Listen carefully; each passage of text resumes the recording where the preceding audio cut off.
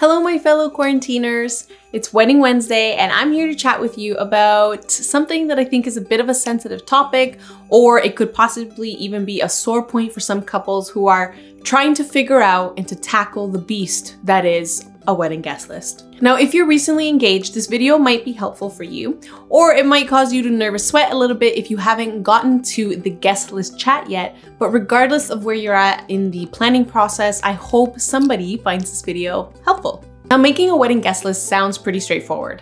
Make a Google sheet, list out the names of family members and friends that you'd love to see at your wedding, and boom, you're done. Wrong, wrong, wrong, so wrong. Now, I feel the need to be really straight up about this topic. Creating the wedding guest list can be a daunting task. It can cause a bit of drama, a bit of tension, and it's not always the most fun part of wedding planning. And I'm not gonna sugarcoat it because trust me, I've been there. The guest list is a lot of work. And there's even only so much a wedding planner can do with this topic because it truly is up to the couple at the end of the day. There's no one-size-fits-all solution for building your list, but today I'm going to do my very best to provide some advice on how to navigate the stormy waters of guest lists. You haven't asked for it, but I'm here to talk about it anyways. So here are a few things to consider when you're building your list.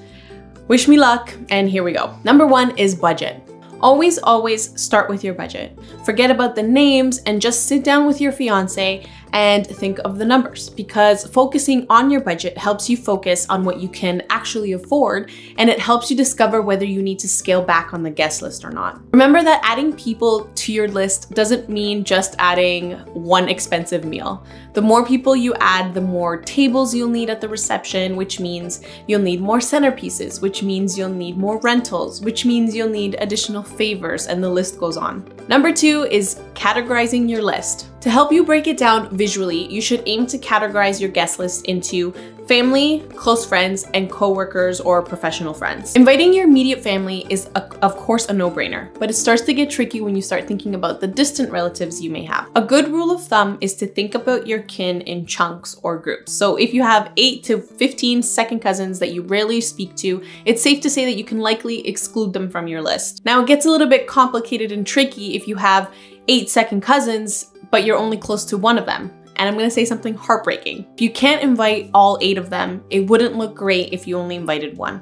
Sad, I know, but this is coming from a place of wedding etiquette, because essentially you should be able to invite the whole bunch or none at all. Now, friends, this is a celebration for you and your fiance, so of course you should invite the closest and dearest friends. That's another no-brainer. Now, I give you permission to think twice about friends that you haven't really spoken to or seen in years, or don't know much about your relationship, or don't know your fiance, because you shouldn't need to feel guilty or feel the obligation to invite those certain individuals. Now, nothing could have happened between you and that distant friend. People just naturally grow apart sometimes after a few years, and that's okay and completely normal. And the same thing applies to those friends where you could have possibly been invited to their wedding 3 or 5 years ago, but you aren't really close to anymore. So remember, a past wedding invitation doesn't mean you're obligated to invite them to yours.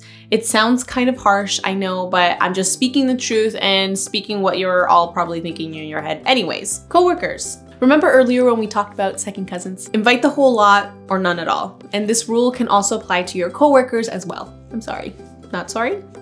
Sorry. If you're really close friends outside of work and your office coworkers already kind of know that, however, then that's a little bit of a different story and some exceptions can be made. Now, knowing that the guest list creation is complicated, my best advice to wrap up this portion of our chat would be to really just sit down with your fiance, have a serious conversation about all these different groups that you've categorized, because the bigger the guest list, the bigger the price tag. And if you're a couple paying for the majority of your wedding, keep that list close to you and you alone, because the moment you send an invitation for a guest list collaboration to your mom, to your dad, to your grandma, to your auntie, you've just welcomed a whole lot more drama into the mix, my friends. Number 3 is kids. Kids. All right, I'll be straight up here as I always am, and I'm going to chat a bit about my personal experience to move forward with this topic. Johnny and I did not invite children to our wedding, but we did make a few exceptions for the flower girls since they were a part of our wedding party, and my baby cousin who was actually visiting from Nicaragua for their wedding. Do I regret the decision of not including kids? I do not, but I do want to point something out. When Johnny and I were getting married, we had a few friends in our wedding party that already had children. And I think it was about 3 of them. So we did have open conversations with them prior to our decision to get a sense of how they'd feel if we moved forward with that decision. Now they were all okay with it and agreed that it was probably best for them to get sitters anyway so that they could actually enjoy the party and stay for the whole night. And that's exactly what happened. We had such a jam at our wedding and so many little fires happened, but honestly, I don't even remember them because I had the best time of my entire life and we actually had to get kicked out because no one wanted to leave. Those friends got to jam along with us because they didn't have to leave early because their kids weren't there. Now, I completely understand that all situations are different. Again, that was a decision that Johnny and I made after getting a temperature check with our wedding party friends only. And we just went with it because at the end of the day, it was our celebration and that was how we envisioned the day going and it was absolutely perfect. But I've also been to weddings with many kids involved and they're also so beautiful and memorable and cute. So although this can be a tough decision for some, it's a decision that needs to be made together. If you choose to proceed with inviting kids, please know that it will still impact your budget because you still need to cover their meals if they're over a certain age. And although you might not need to pay in a full adult fee, it can still be anywhere from $30 to $60 for chicken fingers and fries. Now, if you're having a destination wedding, however, you'll definitely need to consider coming to terms with the fact that families will need to bring their children along because it's completely different circumstances than just finding a babysitter for one day. Was that helpful? Was that helpful? I don't know. I hope so. All right, plus ones. Plus ones. A dilemma all couples face. Honestly, why did I choose this topic? It is so freaking hard.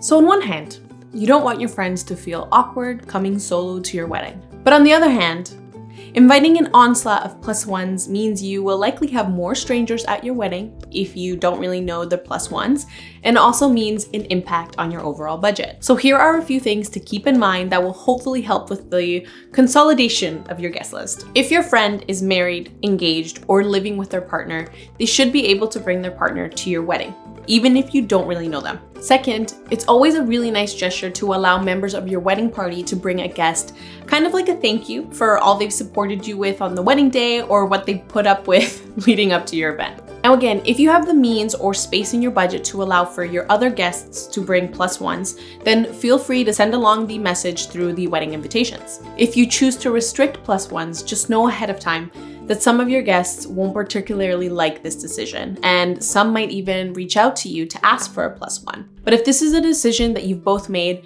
stick to it and just politely respond with, gosh, we would have loved to have invited a plus one for you, but unfortunately we're just at capacity. Say this if you're actually at capacity. Or, gosh, we would have loved to have invited a plus one for you, but we're having a very intimate wedding. Now remove my theatrics and you get the point. Again, this is your special day, and sometimes it might require you to make some tough calls, but if you've made final decisions on things, don't feel pressured to deviate from them because you've envisioned an intimate wedding, and that's the wedding you should be planning for. All right, I'm done, and I'm like sweating. To be honest, I kind of regret choosing this topic because, man, it is a hard topic. Guest lists are tricky, they can lead to hurt feelings, they can lead to drama, but as long as you set some rules and boundaries about your list, the important thing is to stick to the decisions you've made and to avoid making exceptions for things because that's when your guest list can turn from 110 to 150 to 200, which turns your budget from 35,000 to 45 to 60. All right, that's all from me, everyone. Have an amazing week, and I'll see you next time.